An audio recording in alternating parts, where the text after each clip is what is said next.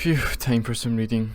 Like all men in Babylon, I console like all a slave. I have about my heart now far from Babylon. Wait, what the actual just happened in the story? If you get really frustrated by reading the words but not paying attention to what's actually happening, or by how long it takes you to read 10 pages effectively, this is because practicing reading without knowing principles of how to read will not improve your efficiency much. I personally believe that reading is the highest leverage activity that you can do. So I'm going to share with you these 4 tips that I practiced over the last 2 years to go from reading 6 books per year to over 25 books per year. And before you object, reading fast doesn't necessarily mean that you're reading bad. Just like running fast doesn't necessarily mean that you're running bad. You can run fast with good technique, run fast with bad technique, run slow with good technique, or run slow with bad technique. Remember that most of the words of the book are noise according to the Pareto distribution. And yes, a large part of reading more is just cutting out the distractions and social media consumption so that you have more time to read in the first place. I also acknowledge reading isn't a sufficient condition to becoming successful, but it's certainly a necessary condition to learn from the mistakes of the greatest in that field, to learn differing opinions, and to learn more information and arguments. Tip 1. Keep your mouth and your tongue still. We naturally do this, but this limits our reading speed to our talking speed. So when you read, this limitation needs to be removed. If you know what mewing is, then you can do this while reading, but if you don't have to learn what mewing is, but what you need to know is you need to keep your tongue to the roof of your mouth to avoid it from moving, and keep your lips closed. Or you can just chew gum. Tip 2. Adjust your vision scope. This tip is more applicable to easy to medium difficulty books in terms of language style and specific vocabulary. When someone tells you to look at something, you focus on that object and everything else gets ignored in your peripheral vision. What you need to do instead is take a bird's eye view, zoom out a little bit, and look at groups of 3 to 4 words instead. This will help you focus on the meaning of a few words as opposed to looking at one word as a sequence of letters. Tip 3. Use a pen or pencil as a pointer. Like I said earlier, only 20% or a minority of the words are signal,